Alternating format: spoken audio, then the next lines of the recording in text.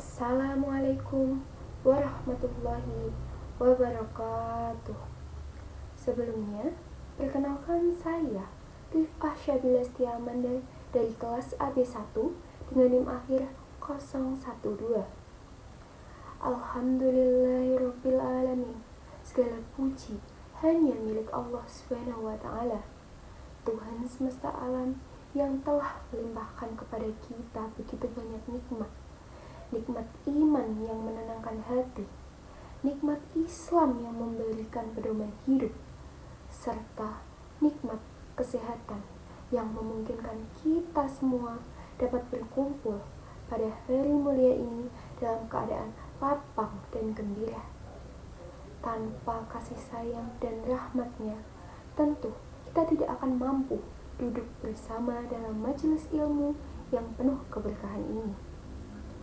Sholawat serta salam tak akan lupa kita hadiahkan kepada junjungan kita Nabi besar Muhammad Sallallahu Alaihi Wasallam, suri teladan terbaik bagi umat manusia. Semoga sholawat itu terus tercurah kepada keluarga beliau, para sahabat yang setia mendampingi perjuangan beliau, serta kepada kita semua sebagai umatnya hingga akhir zaman. Hadirin yang dirahmati Allah, marilah kita untuk senantiasa meningkatkan kualitas iman dan takwa kita kepada Allah Subhanahu wa taala. Ketakwaan bukan hanya sekedar dari ucapan kita, tetapi harus terwujud dalam sikap dan juga perbuatan kita sehari-hari dengan selalu melaksanakan apa yang diperintahkan Allah dan menjauhi segala larangan yang dilarang olehnya. Dengan ketakwaan itu, hidup kita akan menjadi jauh lebih terarah, lebih bersih, lebih dekat dengan keridhaan ilahi. Pada kesempatan yang penuh keberkahan ini, marilah kita membahas salah satu bagian penting dalam fikih yang berkaitan erat dengan sah atau tidaknya ibadah kita, yaitu pentingnya taharah dari najis. Kita semua memahami bahwa kebersihan adalah bagian dari iman. Dalam banyak ibadah, terutama sholat, salah satu syarat sahnya adalah dalam keadaan suci, baik tubuhnya, pakaian yang ia kenakan, maupun tempat ibadahnya. Tanpa taharah yang benar, ibadah kita tidak akan diterima sebagaimana mestinya. Hadirin sekalian, najis adalah segala sesuatu yang dianggap kotor menurut syariat Islam dan dapat menghalangi sahnya ibadah kita jika menempel pada tubuh, pakaian kita, ataupun tempat sholat kita. Di antara najis tersebut adalah benda cair yang keluar dari dua jalan, yakni kemaluan dan juga dubur, kecuali mani atau sperma yang dihukumi suci. Begitu pula dengan bangkai. Mayoritas bangkai dianggap najis, kecuali bangkai ikan, belalang, dan manusia. Dalam hal manusia, meskipun ia meninggal dunia, tubuhnya tetap dalam keadaan suci. Hanya saja wajib dimandikan sebagai bentuk penghormatan dan tuntunan syariat. Ada pula hukum mengenai khamr atau minuman yang memabukkan. Jika khamr tersebut berubah menjadi cuka dengan sendirinya tanpa campur tangan manusia, maka hukumnya menjadi suci. Namun sebaliknya, jika perubahan tersebut dihasilkan dari proses buatan manusia, maka statusnya tetaplah najis. Dalam Islam, para ulama membagi jenis najis menjadi 3 bagian besar. Yang pertama, yakni adalah najis mughaladah atau najis yang paling berat.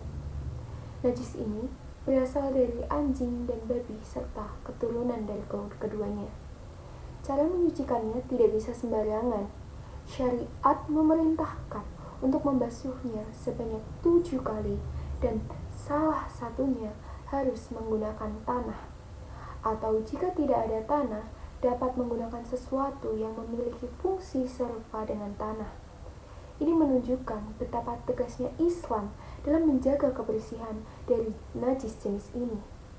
Dan yang kedua adalah najis mutawasitoh atau najis sedang, yakni najis selain najis berat dan najis ringan seperti air kencing manusia, darah, nanah, serta kotoran hewan.